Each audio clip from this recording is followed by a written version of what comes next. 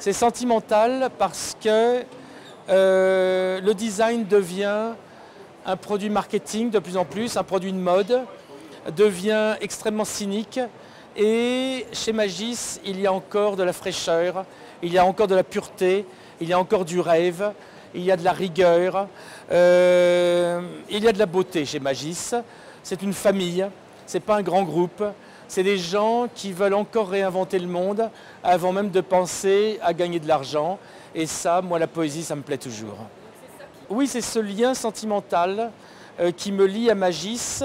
Et grâce à eux, grâce à leur philosophie, on peut faire encore de la recherche et faire des produits profondément innovants, des produits politiques, des produits philosophiques. Ça commence à être rare. Eh bien, comme je vous l'ai dit, Magis est avant tout un laboratoire de recherche. Et nous avons besoin de recherche aujourd'hui pour faire face aux grands enjeux qui sont en face de nous. Les deux grands enjeux qui nous concernent particulièrement aujourd'hui, c'est l'ère post-plastique. C'est-à-dire que dans 30 ans, il n'y aura plus de pétrole. Plus de pétrole veut dire plus d'essence pour les voitures, ça on s'en fout complètement car moi j'aime pas les voitures, mais plus de pétrole veut dire plus de plastique. Et plus de plastique, c'est embêtant pour 80% de la population pauvre qui a comme seul luxe quelque objet en plastique avec lequel ils peuvent manger et laver les enfants.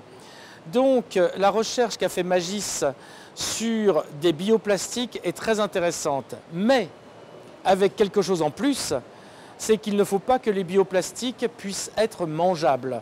C'est-à-dire que ça ne doit pas être fait avec un produit qui aurait pu être mangé, car aujourd'hui tout le monde est d'accord pour dire que les grandes famines vont revenir en 2020-2022. Il y a des millions de gens qui vont mourir de faim, et moi je ne veux pas être celui, et je ne veux pas que Magis soit ceux qui ont pris du maïs, pris du blé que des gens auraient pu manger pour faire des chaises. Stainless Steel Stool, c'est pas facile, non, SSSS. Un dessin d'un garçon qui est derrière vous, qui s'appelle Ambroise, qui est formidable, qui a challengé un tabouret connu de chez Magis, et surtout ça a été mis en possibilité, ça a été mis dans la vie réelle grâce au génie d'un homme qui sait manier extraordinairement l'acier inox, et je ne me rappelle jamais son nom d'ailleurs, Luigi qui doit être quelque part, et Luigi est un artiste de l'acier inox, et c'est vrai, c'est clair que sans lui, ça n'aurait jamais existé. Et sans le courage de Magis, d'oser même penser que c'était possible. Parce que nous, on le pensait en plastique, et quand Magis a appelé en disant on va le faire en stainless steel, j'ai dit c'est impossible. Et 3 semaines plus tard, c'était fait.